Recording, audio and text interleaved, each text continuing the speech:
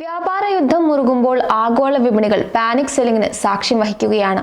വെള്ളിയാഴ്ച ചൈനയും US ഉൽപ്പന്നങ്ങളുടെ ഇറക്കുമതിക്ക് 34% താരിഫ് ചുമത്തുമെന്ന് പ്രഖ്യാപിച്ചിരിക്കുന്നു. ഏപ്രിൽ 10 മുതൽക്ക് ഇത് പ്രാബല്യത്തിൽ വരും. ഇതോടെ പാൻഡമിക്കിന് ശേഷമുള്ള കനത്ത ഇടിവാണ് US സൂചികളിൽ കണ്ടത്. ഡൗ ജോൺസ് 2200 പോയിന്റിന് നഷ്ടം പ്രകടമാക്കി. S&P 500 6%, നാസ്ഡാക്ക് 6% എന്നിങ്ങനെ ഇടിഞ്ഞു. ആഗോള വിപണികളെല്ലാം ഇതിന്റെ പ്രതിഫലനം കാണാം. വെള്ളിയാഴ്ച നിഫ്റ്റി അവസാന നിമിഷങ്ങളിൽ 345.6 പോയിന്റിന്റെ ഇടിവിൽ 22,904 എന്ന നിലയിലാണ് വ്യാപാരം അവസാനിപ്പിച്ചത്. ഇൻട്രാഡേയിൽ 22,900 കൈവിടുന്ന സാഹചര്യമുണ്ടായി. ഇതോടെ പ്രതിവാരാടിസ്ഥാനത്തിൽ 2.61% ഇടിവാണ് സൂചിക പ്രകടമാക്കിയത്. തുടർച്ചയായ 2 ആഴ്ചത്തെ നേട്ടം കൈവരിച്ച സൂചിക ആ നേട്ടം കൈവിട്ടു. മാന്ദ്യഭീതിയാണ് പാനിക് സെല്ലിംഗിലേക്ക് നയിക്കുന്നത് എന്ന് IT സൂചികയുടെ പ്രകടനത്തിൽ വ്യക്തമാണ്. 9%-ലധികം നഷ്ടമാണ് സൂചിക രേഖപ്പെടുത്തിയത്. ആഗോള മെറ്റലുകളിൽ ഉണ്ടായ ചാഞ്ചാട്ടം മൂലം 7%-ലധികം നഷ്ടം മെറ്റൽ സൂചികയും പ്രകടമാക്കി. ഡൊമസ്റ്റിക് കൺസംഷൻ ഓറിയന്റഡ് ആയിട്ടുള്ള FMCG, PSU ബാങ്ക് ഒപ്പം മീഡിയ എന്നീ സൂചികകളിലാണ് പ്രതിവാര അടിസ്ഥാനത്തിൽ നഷ്ടമുണ്ടാകാതിരുന്നത്.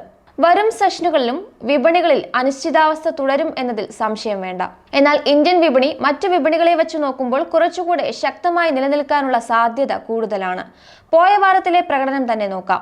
US വിപണിയിൽ S&P 500 പ്രതിവാരാടിസ്ഥാനത്തിൽ 9.08%, ഡൗ ജോൺസ് 7.86%, നാസ്ഡാക്ക് 10.02% നഷ്ടം രേഖപ്പെടുത്തിയപ്പോൾ നിഫ്റ്റിക്കുണ്ടായത് 2.5% നഷ്ടം മാത്രമാണ്. തീർച്ചയായും ആഭ്യന്തര വിപണിയിൽ സമ്മർദ്ദമുണ്ടാകും. എന്നാൽ നിലവിലെ താരതമ്യേന ഭേദപ്പെട്ട പ്രകടനം തുടരാൻ തന്നെയാണ് സാധ്യത. തിങ്കളാഴ്ച മറ്റു വിപണികളിൽ നിന്ന് വ്യത്യസ്തമായി ഒരു ഗ്യാപ്പ് അപ്പ് ഓപ്പണിംഗ് നൽകാൻ സാധ്യത വളരെ കുറവാണ്. വരുന്ന ആഴ്ച 23,050, 23,300 എന്നീ ലെവലുകളാണ് പ്രധാനമായും ശ്രദ്ധിക്കേണ്ട റെസിസ്റ്റൻസ്. 22,600, 22,450 എന്നീ ലെവലുകളിലാണ് സപ്പോർട്ട് എക്സ്പെക്ട് ചെയ്യേണ്ടത്. Consulting technical analyst Milan Vaishnav പങ്കുവച്ച വ്യൂ ആണിത്. LKP സെക്യൂരിറ്റീസിലെ രൂപക് ദേ പറയുന്നത് ഡെയിലി ചാർട്ടിൽ കൺസോളിഡേഷൻ ഫേസ് ബ്രേക്ക് ചെയ്തു എന്നാണ്. ഇത് ബെയറിഷ് പാറ്റേണിനെ തന്നെയാണ് സൂചിപ്പിക്കുന്നത്. 22,900 എന്ന നിലയിൽ നിഫ്റ്റി സപ്പോർട്ട് എടുത്തെങ്കിലും സെന്റിമെന്റ് വളരെ ദുർബലമായിട്ടുണ്ട്. 22,900 എന്ന ലെവലിന് താഴെ പോയാൽ വീണ്ടും കനത്ത ഇടിവ് സൂചികയിൽ പ്രതീക്ഷിക്കാം. 22,900 കൈവിട്ടാൽ സൂചിക 22,676 എന്ന നിലയിലേക്ക് കൂപ്പുകുത്തും. അപ്സൈഡിൽ 23,100 റെസിസ്റ്റൻസ് ഉള്ളത്. 23,100 മറികടന്ന് മൂവ് ചെയ്താൽ മാത്രമേ ശക്തമായ അപ് ട്രെൻഡിന്റെ സാധ്യതകൾ ഉയരുന്നുള്ളൂ എന്നും രൂപക് ദേ വ്യക്തമാക്കുന്നു. HDFC സെക്യൂരിറ്റീസിലെ നാഗരാജ് ഷെട്ടിയുടെ വ്യൂ നോക്കാം. നിഫ്റ്റിയുടെ ഡെയിലി ചാർട്ടിൽ ലോങ് ബെയർ ക്യാൻഡിലാണ് ഫോം ചെയ്തിരിക്കുന്നത്. ഇത് ഡൗൺ സൈഡിലേക്കുള്ള ബ്രേക്ക് ഔട്ടിനെയാണ് സൂചിപ്പിക്കുന്നത്. 23,800 എന്ന ലെവലിനടുത്തായി ഡബിൾ ടോപ്പ് പാറ്റേൺ ഫോം ചെയ്തതിനു ശേഷം സെല്ലിംഗ് മൊമെന്റം ഉണ്ടായതായി കാണാം. വീക്കിലി ചാർട്ടിൽ doji type candle pattern form ചെയ്തതിനു ശേഷം പോയ വാരം വീക്ക്നെസ് കണ്ടു. കഴിഞ്ഞ 3 ആഴ്ചകളിലെ വീക്കിലി ചാർട്ടിൽ നെഗറ്റീവ് റിവേഴ്സ് പാറ്റേണിന്റെ സൂചന നൽകുന്നുണ്ട്. അതിനാൽ വരും സെഷനുകളിൽ കൂടുതൽ ഇടിവിനുള്ള സാധ്യതയാണുള്ളത്. ഷോർട്ട് ടേം ട്രെൻഡ് ബെയറിഷായി തന്നെ തുടരുന്നു. നിഫ്റ്റി 22,800 എന്ന ലെവലിന് താഴേക്ക് പോവുകയാണെങ്കിൽ 22,350 എന്ന ലെവലിലേക്ക് എത്തിയേക്കാമെന്നാണ് നാഗരാജ് ഷെട്ടി പറയുന്നത്. പുൾ ബാക്ക് റാലി ഉണ്ടായാൽ 23,150 എന്ന ലെവലിൽ റെസിസ്റ്റൻസ് നേരിട്ടേക്കാമെന്നും ഷെട്ടി വ്യക്തമാക്കുന്നു. HDFC സെക്യൂരിറ്റീസിലെ നന്ദിത് ഷാ പറയുന്നത് സമീപകാലത്ത് നിഫ്റ്റി ക്രിയേറ്റ് ചെയ്ത 23,869 എന്ന സ്വിംഗ് ഹൈയിൽ നിന്നും 1000 പോയിന്റിന്റെ ഇടിവ് ഉണ്ടായിട്ടുണ്ട് എന്നാണ്. 22,700 എന്ന നിലയിലാണ് പ്രധാന സപ്പോർട്ട് ശ്രദ്ധിക്കേണ്ടത്. അപ്സൈഡിൽ 23,140 ശ്രദ്ധിക്കേണ്ട resistance. Samco സെക്യൂരിറ്റീസിലെ technical research analyst ഓം മെഹ്റ പറയുന്നത് നിഫ്റ്റി 23,000 എന്ന ലെവലിന് താഴെ തുടരുന്നിടത്തോളം കാലം സെൽ ഓൺ റൈസ് എന്ന സമീപനമാണ് കൂടുതൽ അഭികാമ്യമെന്നാണ്. 22,800 എന്ന ലെവൽ കൈവിട്ടാൽ കൂടുതൽ ഇടിവ് സൂചികയിൽ പ്രതീക്ഷിക്കാമെന്നും ഓം മെഹ്റ ഓർമ്മിപ്പിക്കുന്നു. വിപണി ദുർബലമായി തുടർന്നപ്പോഴും ഫ്ലാറ്റായാണ് ബാങ്ക് നിഫ്റ്റി വ്യാപാരം അവസാനിപ്പിച്ചത്. സൂചിക ഡബിൾ ബോട്ടം പാറ്റേണിന് മുകളിലായി തന്നെയാണ് വ്യാപാരം ചെയ്തത്. 21-day, 55-day EMAയ്ക്ക് മുകളിൽ തുടരുന്നത് ഷോർട്ട് ടേം സപ്പോർട്ടിനെ സൂചിപ്പിക്കുന്നു. 50,600 പ്രധാനമായും ശ്രദ്ധിക്കേണ്ട സപ്പോർട്ട് എന്ന് അനലിസ്റ്റുകൾ വ്യക്തമാക്കുന്നു. ഈ ലെവൽ ബ്രേക്ക് ചെയ്താൽ 49,600 എന്ന നിലയിലേക്ക് സൂചിക എത്താൻ കാരണമായേക്കാം. അപ്സൈഡിൽ 52,000 പ്രധാന റെസിസ്റ്റൻസ് പ്രതീക്ഷിക്കേണ്ടത്. ഈ ലെവൽ മറികടന്നാൽ മാത്രമേ അപ്സൈഡ് മൊമെന്റം ഉണ്ടാകൂ എന്നും വ്യക്തമാക്കുന്നു.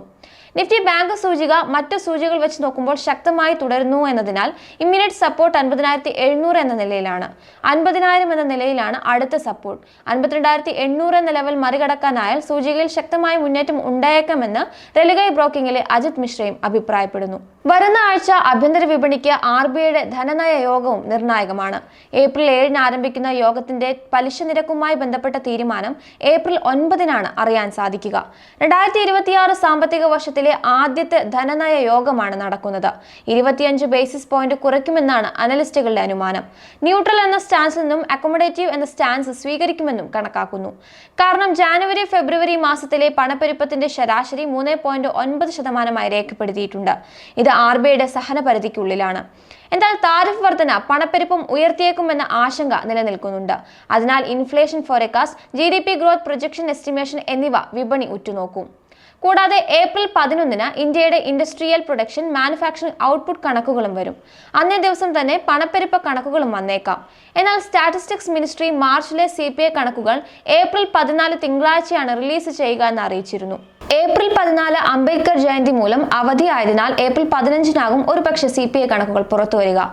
ഫെബ്രുവരിയിൽ പണപ്പെരുപ്പം 3.61% കുറഞ്ഞിരുന്നു. മാർച്ചിലും ഇതേ നില തുടരുമോ എന്നതാകും വിപണി ഉറ്റുനോക്കുക. അന്നേ ദിവസം തന്നെയാണ് ബാങ്ക് ലോൺ, ഡെപ്പോസിറ്റ് കണക്കുകളും ഫോറക്സ് കണക്കുകളും വരുന്നത്. മാർച്ച് 28-ന് അവസാനിച്ച ആഴ്ചയിൽ ഇന്ത്യയുടെ കരുതൽ ശേഖരം $6.6 ബില്യൺ ഉയർന്ന് $665.5 ബില്യൺ എത്തിയിരുന്നു. തുടർച്ചയായ 4-ാം ആഴ്ചയിലും റിസർവിൽ വർധനവ് രേഖപ്പെടുത്താൻ സാധിച്ചിട്ടുണ്ട്. കോർപ്പറേറ്റ് തലത്തിൽ 4-ാം പാദ ഫലങ്ങൾ വരുന്ന ആഴ്ച ആരംഭിക്കും. ഏപ്രിൽ 10 വ്യാഴാഴ്ച TCSന്റെ റിസൾട്ട് ആദ്യമായി വരുന്നത്. പൊതുവെ IT കമ്പനികൾ ഫ്ലാറ്റായ നമ്പേഴ്സ് ആയിരിക്കും റിലീസ് ചെയ്യുക എന്നാണ് അനുമാനം. നമ്പേഴ്സിനേക്കാൾ വരുന്ന സാമ്പത്തിക വർഷത്തിലേക്കുള്ള ഗൈഡൻസിനെയാണ് ഏറ്റവും അധികം ശ്രദ്ധിക്കുക. റിസൾട്ട് വരുന്നതിന് മുൻപും ശേഷവും അതാത് ഓഹരികളിൽ പൊതുവെ ചലനമുണ്ടാകാറുണ്ട്. താരിഫ് പ്രഖ്യാപനങ്ങൾ US-നെ മാന്ദ്യത്തിലേക്ക് നയിക്കുമെന്ന് തീർച്ചയാക്കിയതിനാൽ ഡിസ്ക്രിഷണറി IT സ്പെൻഡിങ്ങിൽ കാലതാമസം ഉണ്ടാകാൻ സാധ്യതയുണ്ട്. ഇത് കമ്പനികൾക്ക് തിരിച്ചടിയാകാം. ബ്രോക്കറേജ് ഫേമായ ആനന്ദ് റാത്തിയുടെയും റിസൾട്ടുകൾ വരുന്ന ആഴ്ച അറിയാം. ആഗോളതലത്തിൽ താരിഫുമായി ബന്ധപ്പെട്ട തീരുമാനങ്ങൾ തന്നെയാണ് ഏറ്റവും പ്രാധാന്യമർഹിക്കുന്നത്. എങ്കിലും US വിപണിയിൽ ഏപ്രിൽ 10-ന് വരുന്ന CPI കണക്കുകൾ പ്രാധാന്യമർഹിക്കുന്നു. കൂടാതെ ഇൻഫ്ലേഷൻ, സമ്പദ് വ്യവസ്ഥയെക്കുറിച്ചുള്ള ഔട്ട്ലുക്ക് എന്നിവ മനസ്സിലാക്കുന്ന FOMC മീറ്റിംഗ് മിനിറ്റ്സ് ഏപ്രിൽ 9-ന് റിലീസ് ചെയ്യും. ചൈനയുടെ CPI ഇൻഫ്ലേഷൻ ഡാറ്റ, UK-യിലെ GDP ഡാറ്റ എന്നിവയൊക്കെ അതാത് വിപണികളിൽ പ്രാധാന്യമർഹിക്കുന്നു. അതേ നാണയത്തിൽ തിരിച്ചടിച്ചും ചർച്ചകൾ നടത്തിയും രാജ്യങ്ങൾ ഈ അനിശ്ചിതാവസ്ഥയ്ക്ക് അന്ത്യം കുറിക്കാനുള്ള ശ്രമത്തിലാണ്. എന്നാൽ ആഗോള രാജ്യങ്ങൾ വ്യാപാര യുദ്ധം മൂലമുണ്ടാകുന്ന അനന്തരഫലമോർത്ത് ഭയപ്പെടുമ്പോൾ ഇതിനെ സാമ്പത്തിക വിപ്ലവമായി പ്രഖ്യാപിച്ചിരിക്കുകയാണ് ട്രംപ്. അന്തിമ ഫലം ചരിത്രപരമാകുമെന്നും അദ്ദേഹം ട്രൂത്ത് സോഷ്യലിലൂടെ കുറിച്ചിരിക്കുന്നു. മഹാവീർ ജയന്തിയോടനുബന്ധിച്ച് ഏപ്രിൽ 10 വ്യാഴാഴ്ച വിപണി അവധിയായതിനാൽ 4 സെഷനുകൾ മാത്രമുള്ള ആഴ്ചയിലേക്കാണ് കടക്കുന്നത്. കാനഡ, ചൈന എന്നീ രാജ്യങ്ങൾക്ക് പുറമെ ഏതൊക്കെ രാജ്യങ്ങൾ കടുത്ത നടപടിയിലേക്ക് നീങ്ങുമെന്നും ഇന്ത്യ അടക്കമുള്ള രാജ്യങ്ങൾ എങ്ങനെ പ്രതികരിക്കുമെന്നതും വിപണിയുടെ ഗതിയെ നിർണ്ണയിക്കും.